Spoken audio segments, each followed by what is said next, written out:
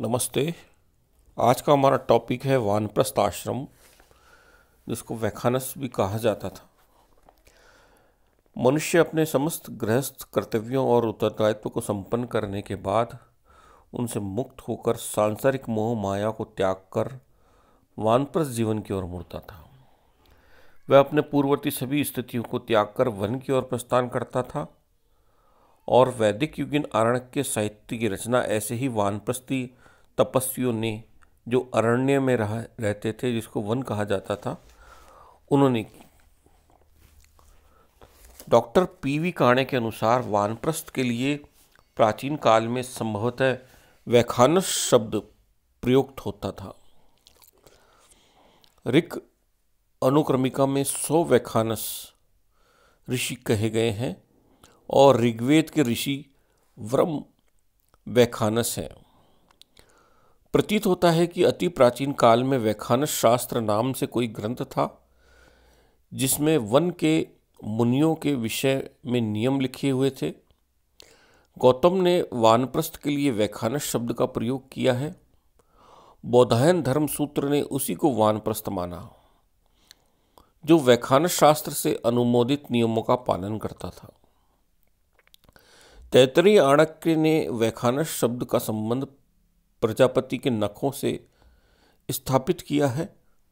मनु और मेघातिथि ने भी वैखानस को एक ऐसा शास्त्र माना जिसमें वन में रहने वाले मुनियों या यतियों के कर्तव्यों का वर्णन हो। शंकराचार्य ने वेदांत सूत्र भाष्य में तीसरे आश्रम को वैखानस कहा।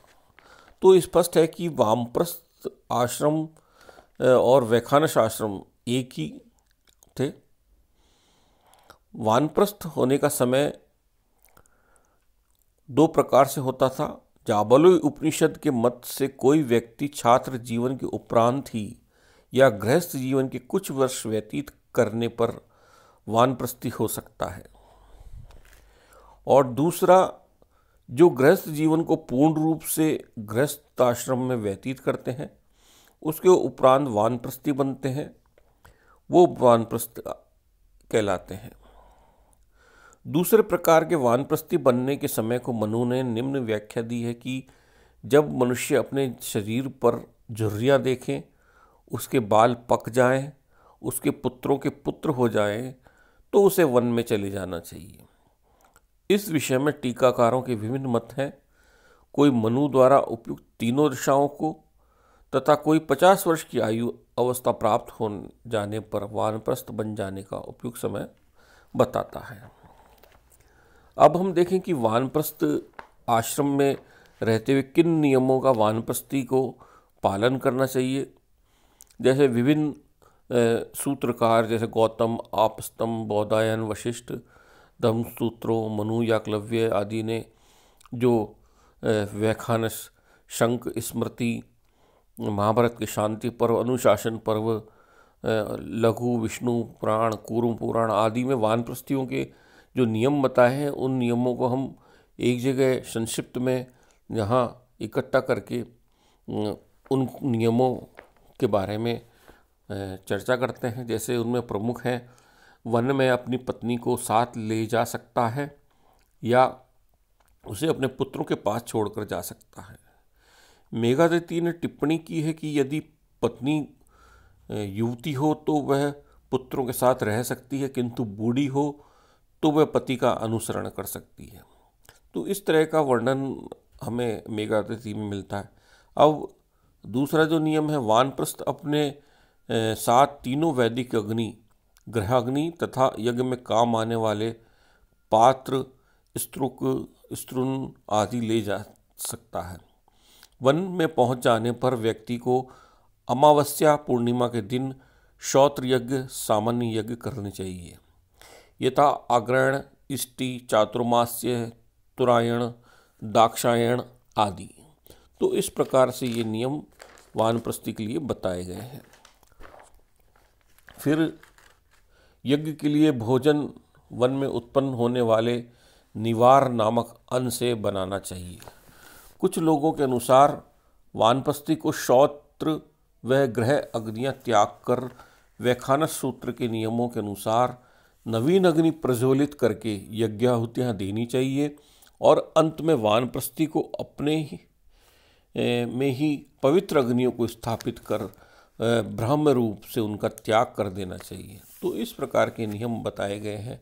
मनु और गौतम ने वानप्रस्थ को अपने गांव का भोजन तथा गृहस्थी के समान गाय, अश्व या सोने के आसन के त्याग के लिए कहा है तथा फूल, फल, कंद, मूल पर तथा वन में या पानी में उगने वाली वनस्पतियों या यतियों की योग्य निवार,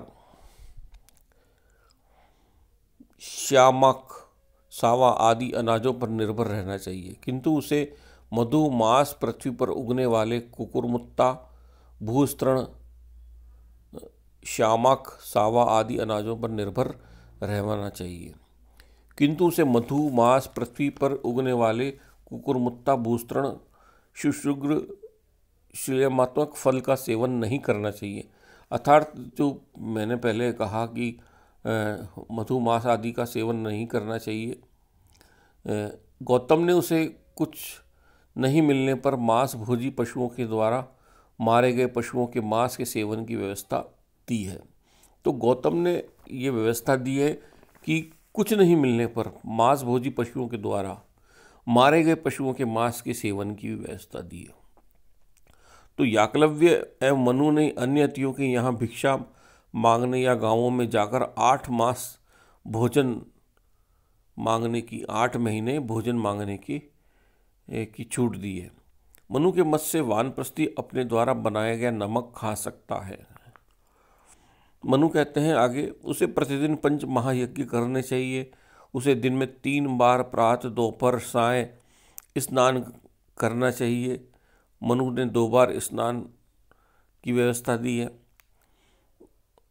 और अन्य जो नियम है उसके लिए उसे मृगचर्म, वृक्ष की छाल या कुश से शरीर ढकना चाहिए, सिर के बाल और नख बढ़ने देने चाहिए, उसे वेदाध्ययन करना चाहिए तथा वेद का मौन पाठ करना चाहिए, उसे संयमी, आत्मनिग्रही, हितैषी, सचेत या उदार होना चाहिए। डॉक्टर पीवी काणे के अनुसार कुल्लुक का यह मत है कि वानप्रस्थी को साथ में पत्नी रहने पर नियमित कालों में मैथुन करना चाहिए। ये कुल्लुक ने व्यवस्था दी है पीवी काणे के अनुसार। पीवी काणे ने कहा कि कुल्लुक का जो ये मत दिया गया है ये भ्रामक है, क्योंकि मनु, याकलव्य और वशिष्ठ ने इसे वर्जित बताया। मनु और याकलव्य के अनुसार वानप्रस्थ को हल से जोते हुए खेत के अन्न का, चाहे वह कृषक द्वारा छोड़ा ही क्यों न गया हो, प्रयोग नहीं करना चाहिए। तो हल से जोते हुए खेत के अन्न का उसने प्रयोग वर्जित बताया है मनु या याकलव्य ने। वानप्रस्थ के लिए ये कहा, वह वन में उत्पन्न अन्न को पका सकता है या जो स्वयं पक जाए उसे खा सकता है। वह अपने भोजन व धार्मिक कृत्यों में घी का प्रयोग नहीं कर सकता है। वह केवल वन में उत्पन्न होने वाले तेल का ही प्रयोग कर सकता है। वह रात या दिन में केवल एक बार खा सकता है या एक दिन में 2 व 3 के अंतरों पर खा सकता है। उसे भोजन सामग्री 1 दिन के लिए या 1 महीने के लिए या 1 वर्ष के लिए एकत्रित करनी चाहिए। प्रतिवर्ष एकत्र की हुई सामग्री अश्विन मास में वितरित कर देने चाहिए। तो इस प्रकार के नियम बताए गए हैं। मनु, याकलव्य और विष्णु धर्म सूत्र के अनुसार उसे पंचाग्नि, चारों दिशाओं में 4 और ऊपर सूर्य के बीच बैठकर वर्षा में बाहर खड़े होकर जाड़े में भीगे वस्त्र धारण करके कठिन तपस्या करनी चाहिए और अपने शरीर को भांति भांति के कष्ट देकर अपने को सब कुछ सहने का आदी बनाना चाहिए। उसे घर में न रहकर किसी वृक्ष के नीचे निवास करना चाहिए। रात्रि में उसे खाली पृथ्वी पर शयन करना चाहिए। मनु के अनुसार उसे अपने शरीर की पवित्रता, ज्ञानवर्धन एवं अंत में मोक्ष पद प्राप्ति के लिए उपनिषदों का पाठ करना चाहिए। यदि वानप्रस्थी किसी असाध्य रोग से पीड़ित है, अपने कर्तव्य नहीं कर पाता है और अपनी मृत्यु को पास आई हुई समझता है, तो तो उसे उत्तर पूर्व की ओर मुख करके महाप्रस्थान करना चाहिए और केवल जल एवं वायु पर रहना चाहिए और तब तक चलना चाहिए जब तक कि वह ऐसा गिरे कि पुनः उठ न सके।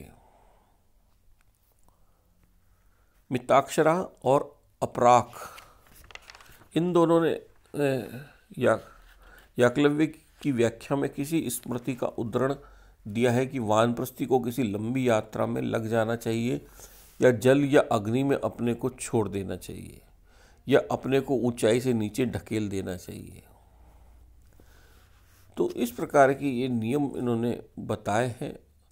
वानप्रस्थियों के प्रकार, जैसे बौधायन धर्म सूत्र में वानप्रस्थियों के विभिन्न प्रकार बताए गए हैं। जैसे पहला पचमानक, अर्थात जो पका हुआ भोजन या फल खाते हैं। दूसरा अपचमानक, जो अपना भोजन पकाते नहीं हैं।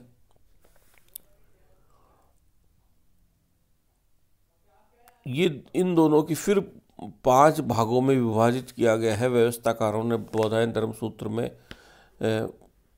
पचमानक के 2 प्रकार, सर्वारण्य और वैतूषिक, ये केवल फलों व कंद मूलों पर निर्भर रहते हैं। और भी जटिल इन्होंने विभाजन दिया है कि जो लता गुल्म आदि पका कर खाते हैं उसे इंद्रावसिक्त कहा जाता है, और रेतुवसिक्त वो होते हैं जो व्याघ्रों, भेड़ियों, बाज द्वारा मारे गए जंतुओं का मांस खाते हैं और पकाकर अग्नि को चढ़ाते हैं, वह स्वयं खाते हैं। तो इस प्रकार के ये पचमानक बताए गए हैं। इस तरह 5 जो अपचमानक है उसमें उन मंजक जो भोजन रखने के लिए लोहे या पत्थर का साधन नहीं रखते हैं, प्रवताशिन जो बिना पात्र लिए केवल हाथ में ही रखकर खाते हैं, मुख्य दायनी जो बिना हाथ के प्रयोग के पशुओं की भांति केवल मुख से खाते हैं, और नोया द्वार जो केवल जल पीते हैं, वायु भक्ष जो पूर्ण रूपेण उपवास करते हैं, केवल वायु पर ही निर्भर रहते हैं। तो इस प्रकार की ये विभाजन बताए। व्रत पारेशर ने वानप्रस्थों के 4 प्रकार बताए हैं। पहला वैखानस, दूसरा उदुम्बर, तीसरा वालखिल्य, चौथा वनेवासी। वैखानस के मत में वानप्रस्थी या तो सपत्नीक होते हैं या अपत्नीक होते हैं। वानप्रस्थ का अधिकारी कौन होता है? शूद्रों को छोड़कर अन्य तीनों वर्णों में से कोई भी वानप्रस्थ हो सकता है। स्त्रियां भी वानप्रस्थी हो सकती थी।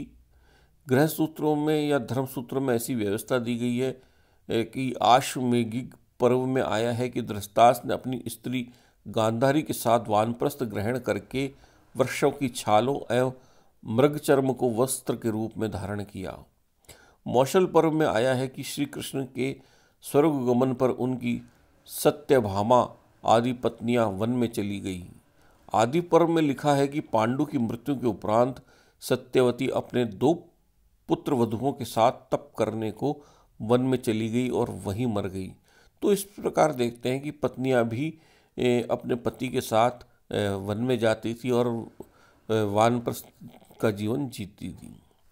वानप्रस्थ के प्राण त्याग के बारे में कहा गया है कि वानप्रस्थ का महास्थान व उच्च शिखर आदि से गिरकर प्राण त्याग करना कहाँ तक संगत है, इस पर विभिन्न लेखों के विभिन्न मत हैं। धर्मशास्त्रकारों ने आत्महत्या की भर्त्सना की है और उसको महापाप माना है। शल्य पर्व ने लिखा कि जो सरस्वती के उत्तरी तट पर पुथुदक नामक स्थल पर वैदिक मंत्रों का उच्चारण करता हुआ अपने शरीर छोड़ देता है, वह पुनः मृत्यु का क्लेश नहीं पाता है। अनुशासन पर्व में आया है कि जो वेदांत के अनुसार अपने जीवन को क्षणिक समझकर पवित्र हिमालय में उपवास करके प्राण त्याग देता है, वह ब्रह्मलोक पहुंच जाता है। कुछ उदाहरणों का उल्लेख शिलालेखों में भी मिलता है। यशकर्ण के खैरादान पत्र से पता चलता है कि कलचुरी राजा गांगेय ने अपनी 100 रानियों के साथ प्रयाग में मुक्ति प्राप्त की। इसी प्रकार चंदेल कुल के राजा धंगदेव ने 100 वर्ष की अवस्था में रुद्र का ध्यान करते करते प्रयाग में अपना शरीर छोड़ दिया। चालुक्य राज सोमेश्वर ने योग साधन करने के उपरांत तुंगभद्रा में अपने शरीर को डुबो दिया। राजा रघु ने वृद्धावस्था में रोग से पीड़ित होने पर गंगा व सरयू के संगम पर उपवास करके अपने को डुबोकर मार डाला और तुरंत ही स्वर्गवासी हो गया। उपयुक्त उदाहरणों से हम जानते हैं कि धर्मशास्त्रकारों में आत्महत्या के मामले में कुछ अपवादों को छोड़कर निषेध ही करा है। व्रतों और उपवासों से पवित्र स्थलों पर मर जाने को धर्मशास्त्रकारों में छूट मिली थी और इस प्रकार की आत्महत्या को मुक्ति माना गया है। वानप्रस्थों के लिए आत्महत्या की छूट दे दी गई है किसी किसी स्मृतिकारों ने। मैगनीज के विवरण से पता चलता है कि 4वीं शताब्दी ईस्वी में धार्मिक आत्महत्या प्रचलित थी। स्ट्रैबो ने भी लिखा है कि भारतीय राजदूतों के साथ ऑगस्टस सीजर के यहाँ एक ऐसा व्यक्ति भी आया था जिसने कैलोनोस, जो एक यूनानी था, के समान अपने को अग्नि में धकेल दिया था और कैलोनोस ने अलेक्जेंडर के समक्ष ऐसा ही किया था। वानप्रस्थ आश्रम अपनाने वाले मध्ययुगीन शासकों के नाम भी मिलते हैं, जैसे प्रतिहार, पाल, सैन आदि राजवंशियों के अभिलेख ऐसी पुष्टि करते हैं। पाल शासक विग्रहपाल ने अपने पुत्र नारायण को राज्य सौंपकर साधु का जीवन अपनाया तथा सैन शासक सामंत सेन ने वानप्रस्थ आश्रम अपनाकर वानप्रस्थ होकर वह गंगा तटीय वन में चला गया। तो इस प्रकार देखते हैं कि मोक्ष प्राप्ति की मार्ग पर दिग्दर्शन करता हुआ वानप्रस्थ चलता है और साधना व तपस्या करता है। अनुशासन और संयम का जीवन वह अपनाता है। कठोर व्यवस्थाओं और नियमबद्ध कर्तव्यों के द्वारा वह अपने चरित्र व व्यक्तित्व को तपाता है, लेकिन वह अपने सामाजिक कर्तव्यों को प्रति भी जागरूक रहता है। तो हम देखते हैं कि ये वानप्रस्थ आश्रम के नियम थे जो काफ़ी कठोर रहे हैं और ये मोक्ष प्राप्ति की मार्ग की ओर वानप्रस्थी को आगे की ओर ले जाते हैं। धन्यवाद।